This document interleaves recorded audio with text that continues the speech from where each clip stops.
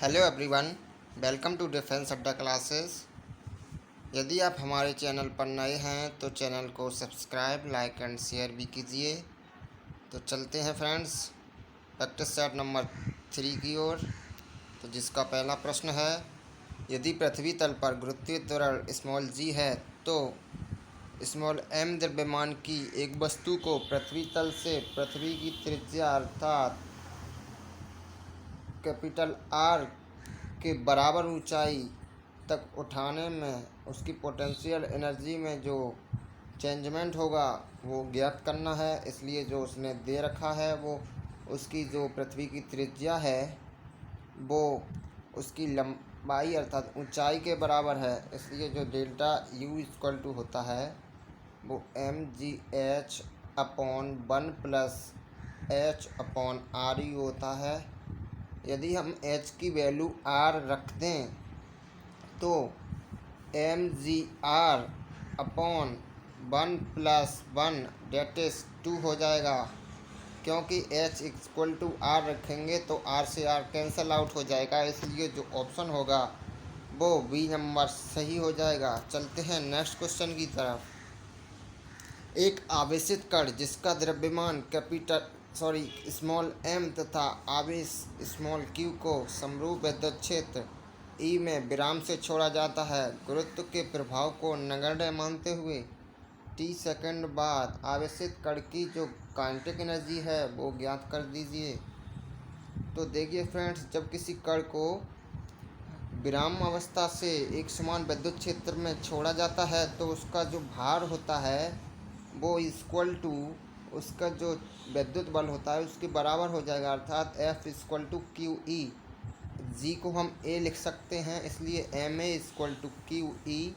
यहाँ से यदि त्वरण का जो वैल्यू निकाला जाए वो क्यू ई अपॉन एम हो जाएगा। बिकॉज जो ए इक्वल टू होता है वो v अपॉन टी होता है। इसलिए यदि हम b की जो बात करें तो ए टी हो जाएगा। इसलिए जो काइनेटिक एनर्जी होती है, काइनेटिक एनर्जी के equal to half M V equal to A T रख देंगे तो ए स्क्वायर टी स्क्वायर और ए की वैल्यू हमने निकाल ली है half m into q square E square upon m square into t square. M से एम कैंसिल आउट हो जाएगा। इसलिए जो काइनेटिक एनर्जी होगी वो half q square E square t square upon 2m हो जाएगा। इसलिए जो ऑप्शन नंबर सी है वो करेक्ट हो जाएगा फ्रेंड्स। चलते हैं नेक्स्ट क्वेश्चन की तरफ। एक तार की लंबाई को दोगुना कर दिया जाता है तो उसकी जो कंडक्टिविटी है उस पर क्या इफ़ेक्ट पड़ेगा। जो तार की लंबाई है उसको दोगुना कर दिया जाता है तो उसकी जो कंडक्टिविटी है वो पूछी गई है। तो जो कंडक्टिविटी होती है वो directly proportional to 1 upon resistance होता है। इसलिए जो रेसिस्टेंस होता है वो R equal to rho l upon A होता है। यदि यहाँ से R की वैल्यू रखें तो C proportional to A upon rho L हो जाएगा। इसलिए जो C है वो directly proportional to 1 upon L के हो जाएगा। इसलिए C1 upon C2 equal to L2 upon L1 और L2 की जो वैल्यू है उसने 2L1 दी है। इसलिए 2L1 बाई L1 से L1 यदि कैंसिल आउट हो जाएगा तो C2 equal to C1 by 2 हो जाएगा। इसलिए जो उसकी कंडक्टिविटी है वो आधी हो जाएगी। इसलिए बी ऑप्शन राइट हो जाएगा। एक कुंडली को अमीटर में बदलना है। ऐसा करने के लिए निम्नलिखित में से क्या लगाना चाहिए। यदि हम कुंडली को अमीटर में बदलना चाहते हैं तो उसके समांतर क्रम में निम्न प्रतिरोध का शंट लगा देते हैं और अमीटर बनकर हमारा तैयार हो जाएगा। चलते हैं अगले प्रश्न की ओर।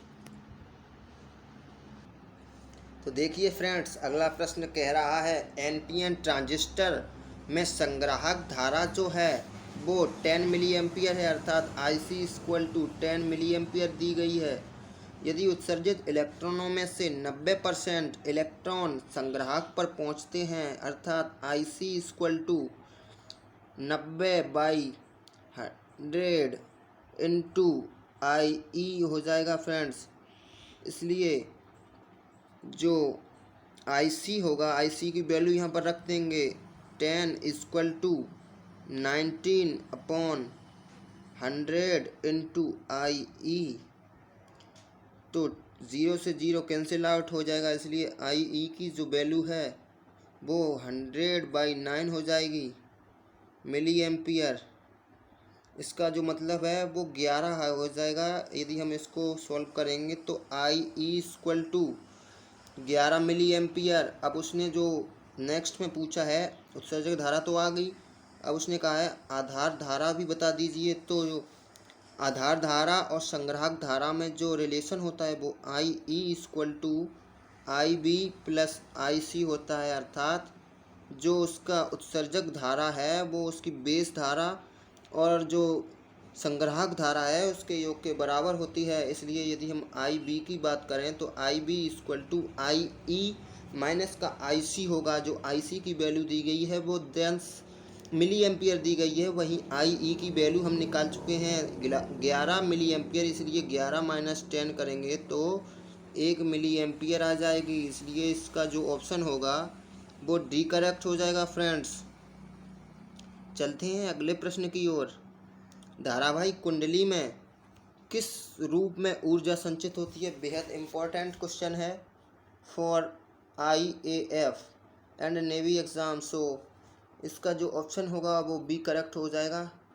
चलते हैं नेक्स्ट क्वेश्चन की ओर। एक समान चुंबकीय क्षेत्र की दिशा के अनुदिश एक आवेशित कण प्रक्षेपित किया जाता है, तब इसका वेग बढ़ेगा घटेगा? कोई चेंजमेंट नहीं होगा, नन ऑफ दीज। तो देखिए फ्रेंड्स, एक समान मैग्नेटिक फील्ड में आवेशित कण को प्रक्षेपित किया जा रहा है, अर्थात एक समान मैग्नेटिक फील्ड में उसी के अनुदिश, अर्थात जहाँ मैग्नेटिक फील्ड है, जैसे ये मैग्नेटिक फील्ड है, इसी की दिशा में जो आवेशित कण है उसको प्रक्षेपित किया जाता है। इसलिए जो उसका जो एंगल होगा वो 0 होगा, 0 डिग्री का। इसलिए जो F इक्वल टू होता है QBB साइन थीटा, तो साइन 0 हो जाएगा। इसलिए उस पर जो बल होगा वो 0 होगा, अर्थात उस पर जो कोई भी चेंजमेंट ही नहीं होगा उसके वेग पर। सो इसका जो ऑप्शन है वो सी करेक्ट हो जाएगा। चलते हैं अगले प्रश्न की ओर।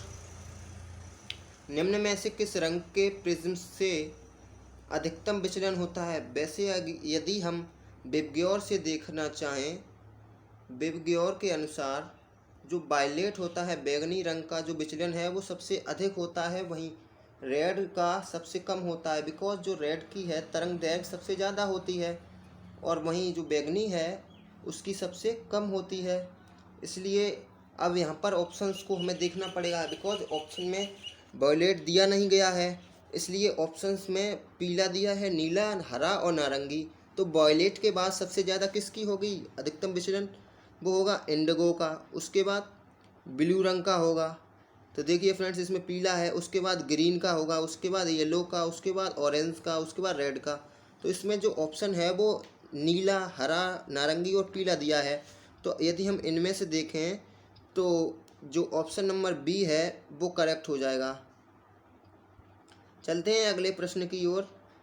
एक इलेक्ट्रॉन तथा एक प्रोटॉन की गतिज ऊर्जाएं समान हैं, ये दोनों चुंबकीय क्षेत्र के लंबवत प्रवेश करते हैं, तो दोनों समान त्रिज्या के वृत्तीय पथ में प्रवेश करेंगे, अर्थात गतिशील होंगे। दोनों कुंडली वृत्त पथ में गतिशील होंगे, दोनों परवलयाकार पथ में गतिशील होंगे। उपरोक्त सभी कथन असत्य हैं। देखिए फ्रेंड्स, यदि कोई जो कण है वो लंबवत प्रवेश करता है, वो भी मैग्नेटिक फील्ड में, देन जो उसका जो मार्ग होगा वो एक वृत्त के अनुसार होगा, बिकॉज वो लंबवत प्रवेश कर रहा है, इसलिए जो उसका मार्ग है वो वृत्ताकार होगा। अब वहीं उसकी जो त्रिज्या की बात की जाए, जो R इक्वल टू होता है mv/qb। ओके, तो एक इलेक्ट्रॉन है और वो प्रोटॉन है, अर्थात उनका जो चार्ज है वो तो सेम होगा, लेकिन यदि मास की बात की जाए वो डिफरेंट होते हैं। इसलिए जो ऑप्शन है इसमें कोई भी सही नहीं है, इसलिए जो डी ऑप्शन है वो करेक्ट हो जाएगा। चलते हैं अगले प्रश्न की ओर। दो दर्पण 50 डिग्री कोण पर आनत हैं, यदि दोनों दर्पण के मध्य बिंदु पर रखा जाए, यदि दोनों दर्पणों के मध्य बिंदु पर रखा जाए तो बने हुए प्रतिबिंबों की संख्या क्या होगी? बिकॉज n इक्वल टू जो होता है वह 360/θ होता है। इसलिए यदि हम 360/50 रखें तो वहाँ से जो हमें वैल्यू मिलेगी वो 7 पॉइंट समथिंग आएगा। इसलिए जो इसका एग्जैक्ट आंसर होगा प्रतिबिंबों की संख्या जो होगी वो 7 हो जाएगी। चलते हैं अगले प्रश्न की ओर। बेहद इम्पोर्टेंट प्रश्न है ये। तो देखिए, एम चुंबकीय आघूर्ण और स्मॉल एम ध्रुव सामर्थ्य के चुंबक को दो समान भागों में विभाजित किया जाता है। तो प्रत्येक भाग का जो है वो चुंबकीय आघूर्ण उसने पूछा है, अर्थात एम इक्वल टू क्या। तो देखिए फ्रेंड्स, जो चुंबक है उसको दो समान भागों में तोड़ा गया है। तो इससे देख ले, दो मान लिया ये चुंबक है, ये एस पोल हो गया, ये एन पोल हो गया। इसको हमने दो भागों में विभाजित कर दिया प्रश्न के अनुसार। ये एस हो गया, ये एन हो गया, ये एस और एन हो गया। तो इसकी जो लंबाई है वो लंबाई तो वो सेम रहेगी, लेकिन यदि हम उसकी जो ध्रुव सामर्थ्य की बात की जाए तो उसकी जो ध्रुव सामर्थ्य है वो आधी हो जाएगी, क्योंकि उसको जो अक्ष के अंदिश काटा गया, अर्थात हॉरिजेंटल एक्सिस के परता काटा गया है। इसलिए जो एल है वो एल ही रहेगी, लेकिन जो उसका ध्रुव सामर्थ्य है वो चेंजमेंट हो जाएगा। इसलिए जो चुंबकीय आघूर्ण होता है M dash equal to M into L होता है। तो एम की जो वैल्यू निकाली है हमने लोगों ने वो m/2 इंटू एल होगी। इसलिए जो इसका ऑप्शन होगा वो ml/2 अर्थात पहले का आधा हो जाएगा, m dash equal to m/2। इसलिए जो ऑप्शन है वो बी करेक्ट हो जाएगा फ्रेंड्स। चलते हैं अगले प्रश्न की ओर। बेहद इम्पोर्टेंट क्वेश्चन है, इससे हमेशा ही एक प्रश्न अवश्य आता है। तो करते हैं इसको। कौन सी हाइड्रोजन स्पेक्ट्रम की श्रेणी दृश्य क्षेत्र में आती है? लाइमन श्रेणी, बामर श्रेणी, पास्टन श्रेणी, ब्रैकेट श्रेणी। तो देखिए फ्रेंड्स, जो लाइमन की जो श्रेणी होती है वो पराबैंगनी में आती है, अल्ट्रावायलेट में, ठीक है, पराबैंगनी में हो गई। वहीं यदि हम पास्टन की बात करें तो पास्टन की जो होती है वो अवरक्त में आती है, अवरक्त क्षेत्र में, और ब्रैकेट भी आती है। और जो बामर की जो श्रेणी होती है वो हमेशा और हमेशा दृश्य क्षेत्र में आती है। इसलिए जो इसका ऑप्शन है वो भी क्लियर हो जाएगा। तो चलते हैं अगले प्रश्न की ओर। उच्च आवृत्ति पर एक संधारित्र देता है अधिक प्रतिघात, कम प्रतिघात, शून्य प्रतिघात, अनंत प्रतिघात। तो देखिए फ्रेंड्स, जो उसका संधारित्र की जो एक्स होती है वो 1/2πfc अर्थात धारतीय प्रतिघात जो है वो एक्स इक्वल टू 1/2πfc होती है। इसलिए जो एक्स जो है वो डायरेक्टली प्रोपोर्शनल टू 1/f के हो जाएगी। अर्थात उच्च आवृत्ति जो होगी तो उसका जो धारतीय प्रतिघात जो होगा, अर्थात प्रतिघात जो है वो क्या होगा? कम हो जाएगा। तो इसका जो ऑप्शन होगा वो बी क्लियर हो जाएगा, कम प्रतिघात। चलते हैं अगले प्रश्न की ओर। इंद्रधनुष के निर्माण में सूर्य से प्रकाश किरणों का पानी की बूंदों में होता है केवल विक्षेपण, केवल पूर्ण आंतरिक परावर्तन, विक्षेपण एवं पूर्ण आंतरिक परावर्तन, नन ऑफ दीज। तो इसका जो ऑप्शन होगा वो सी करेक्ट हो जाएगा फ्रेंड्स, विक्षेपण एवं पूर्ण आंतरिक परावर्तन। ओके फ्रेंड्स, चलते हैं अगले प्रश्न की ओर। अगला प्रश्न जो है वो दिया है परम ताप टी केल्विन पर किसी परमाणु के लिए डी ब्रोगली तरंगदैर्घ्य बता दीजिए। तो देखिए फ्रेंड्स, जो डी ब्रोगली तरंगदैर्घ्य होती है वो लेमडा इक्वल टू h/p होती है। इसलिए जो p है यहाँ पर संवेग होता है, तो लेमडा इक्वल टू h/mb हो जाएगा फ्रेंड्स। तो mb की जगह पर हम h/√2me रख सकते हैं, बिकॉज जो परम ताप टी केल्विन पर यदि उसकी जो एनर्जी की बात की जाए वो 3/2 KT होती है। इसलिए इसको यदि हम इसमें रख दें तो lambda equal to H upon under root 2 into 3/2 KT। 2 से 2 कैंसिल आउट हो जाएगा, इसलिए lambda equal to H upon under root 3 KT। इसलिए जो इसका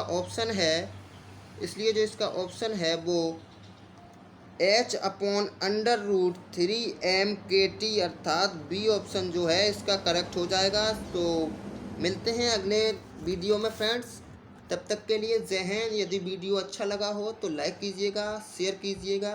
तब तक के लिए जय हिंद, जय भारत।